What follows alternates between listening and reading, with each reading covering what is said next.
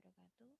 Sebelumnya perkenalkan, nama saya Yulia Krisna Putri dengan NIM 184206 Prodi Ekonomi Pembangunan.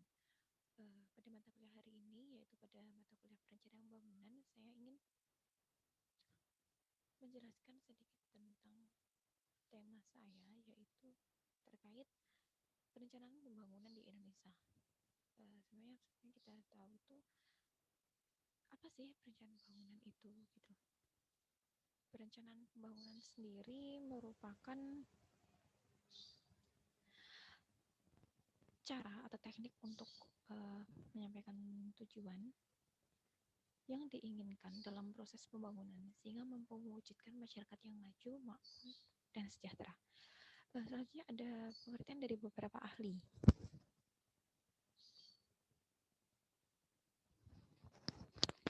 Pengertian dari beberapa ahli, yaitu yang pertama menurut Arthur W. Levis pada tahun 1965, yang beliau mendefinisikan perencanaan bangunan sebagai satu kumpulan kebijaksanaan dan program pembangunan uh,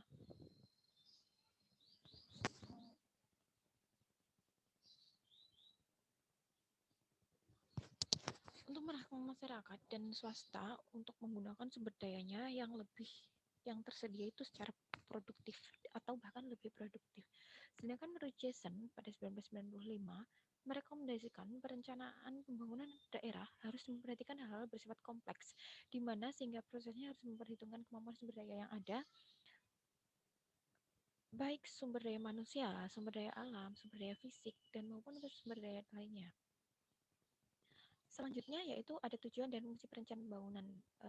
Tujuan dan fungsi perencanaan pembangunan itu sendiri yaitu yang pertama ada untuk mendukung koordinasi antar pelaku pembangunan, untuk menjamin terciptanya integrasi, sinkronisme dan sinergi antar daerah, untuk menjamin keterkaitan dan konsistensi antara perencanaan, penganggaran, pelaksanaan, dan pengawasan. Yang keempat ada untuk mengoptimalkan partisipasi dan peran masyarakat dalam perencanaan. Yang kelima yaitu untuk menjamin tercapainya penggunaan sumber daya secara efisien. Selanjutnya yaitu uh, jenis perencanaan pembangunan. Oke, sebentar. Selanjutnya yaitu ada jenis perencanaan bangunan. Yang pertama yaitu ada perencanaan jangka panjang, di mana perencanaan jangka panjang ini biasanya mencakup jangka waktu dari mulai 10 sampai 25 tahun. Pada era Orde Baru, pembangunan jangka panjang mencakup angka waktu 25 tahun sebagaimana ditetapkan dalam garis besar haluan negara. Sedangkan dewasa pada saat ini, rencana pembangunan jangka panjang baik nasional maupun daerah mencakup waktu sebesar 20 tahun. Selanjutnya yaitu ada perencanaan jangka menengah, di mana perencanaan jangka menengah ini biasanya cakupannya hanya mencapai waktu 4-5 tahun, tergantung dari masa jabatan presiden atau kepala daerah. Di Indonesia sendiri, perencanaan jangka menengah mempunyai jangka waktu 5 tahun yang disusun baik oleh pemerintah nasional maupun pemerintah daerah. Perencanaan jangka menengah pada dasarnya merupakan jabaran dari perencanaan jangka panjang sehingga bersifat lebih operasional. Selain itu, perencanaan jangka menengah membuat juga sasaran dan target pembangunan secara kuantitatif dan kualitatif supaya besar perencanaan tersebut menjadi lebih terukur dan mudah dijadikan sebagai dasar dalam melakukan monitoring dan evaluasi. Yang terakhir yaitu ada perencanaan jangka panjang. Kalau tadi ada jangka panjang selama 10 sampai 25 tahun, ada jangka menengah 4 sampai 5 tahun. Kalau jangka panjang pendek ini yaitu hanya cakupannya mencapai tahunan, sehingga sering dinamakan sebagai rencana tahunan. Rencana ini pada dasarnya merupakan jabaran dari rencana jangka menengah. Di samping itu, sifatnya pun bersifat operasional karena dalam termasuk program dan kegiatan lengkap dengan pendanaannya. Rencana tahunan ini selanjutnya dijadikan dasar utama dalam penyusunan anggaran pendapatan dan belanja baik pada tingkat nasional (RAPBN) maupun pada tingkat daerah (RAPBD). Rencana ini mencakup kesemuaan sektor dinamakan rencana kerja pemerintah daerah atau RKPD, sedangkan khusus untuk suatu sektor atau bidang dinamakan rencana satuan kerja perangkat daerah atau RENJA. Selanjutnya ada tahap perencanaan pembangunan. Ada tahap penyusunan perencanaan, penetapan rencana, tahap pengendalian, pelaksanaan rencana, dan ada tahap evaluasi keberhasilan pelaksanaan uh, rencana. Di mana artinya itu kalau Tahap penyusunan rencana merupakan penyusunan naskah rancangan di mana pembangunan nasional formal merupakan tanggung jawab badan perencana baik Bappenas untuk tingkat nasional, Bapeda untuk tingkat daerah. Selanjutnya setelah itu ada tahap penetapan rencana, di mana tahap penetapan rencana itu merupakan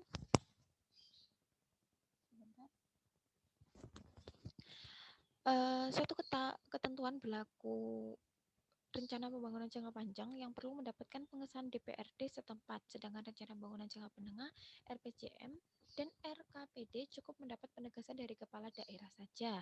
Selanjutnya ada tahap pengendalian pelaksanaan rencanaan, di mana setelah rencana yang di atas dilakukan, yaitu ditetapkan oleh pihak yang berwenang, dimulai dari proses pelaksanaan rencana oleh pihak eksekutif melalui SKPD terkait. Selanjutnya ada evaluasi. Evaluasi keberhasilan tersebut merupakan setelah pelaksanaan kegiatan pembangunan selesai, badan berencana masih mempunyai tanggung jawab terakhir yaitu melakukan evaluasi terhadap kinerja dan kegiatan pembangunan tersebut. Oke, selanjutnya yaitu setelah itu ada sudah tahap perencanaan ya, yaitu ada sistem perencanaan bangunan di Indonesia. Sistem perencanaan bangunan nasional adalah satu kesatuan tata cara perencanaan bangunan untuk menghasilkan rencana-rencana pembangunan dalam jangka panjang, menengah, dan tahunan yang dilaksanakan oleh unsur penyelenggara negara dan masyarakat di tingkat pusat dan daerah. Rencana pembangunan memiliki siklus yang berlanjut mulai dari prosesnya, yaitu yang pertama, ada penyusunan rencana pembangunan yang dibagi menjadi dua. Yang pertama yaitu penyusunan rencana pembangunan jangka panjang, di mana penyusunan ini dilakukan dan dengan menyiapkan rencana awal, rencana bangunan musyawarah perencanaan bangunan atau musrembang, dan penyusunan rencana akhir rencana pembangunan. Yang kedua ada penyusunan rencana bangunan jangka menengah, di mana penyusunan rencana jangka menengah dilakukan dengan menyiapkan rencana awal, rencana pembangunan, menyiapkan rencana-rencana kerja, rancangan rencana kerja, dan musyawarah perencanaan bangunan. Selanjutnya yang kedua ada menyusun rencana akhir setelah mendapat masukan dari musrembang. Setelah itu kita susun rencana akhirnya, dan setelah itu menetapkan rencana melalui peraturan perundang-undangan. Yang keempat ada pengendalian atau pengendalian pelaksanaan rencana, dan yang terakhir yaitu mengevaluasi pelaksanaan rencana. Jadi yang terakhir itu kita evaluasi kembali apakah ada yang kurang atau adakah yang harus ditambahi. Kesimpulan dari materi kali ini yang saya bicarakan yaitu rencana pembangunan memiliki hubungan yang erat dengan rencana tata ruang. Dalam UU 26 tahun 2007, RT RW harus mengacu pada RPJP dan RT RW menjadi acuan dalam menyusun RPJP dan RPJM. Dokumen rencana tata ruang RTR memberikan arahan pembangunan yang bersifat ekspansional atau keruangan. Sementara itu, rencana pembangunan memberikan arahan konseptual bagi pembangunan itu sendiri. Selanjutnya ada rencana pembangunan jangka menengah memiliki sisi politis karena visi, misi, programnya merupakan jabaran dari misi presiden terpilih untuk RPJMN serta visi dan misi kepala daerah yang terpilih menjadi RPJMD.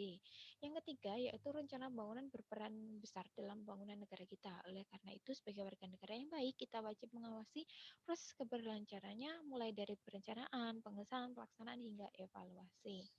Ya, itu tadi merupakan presentasi dari saya.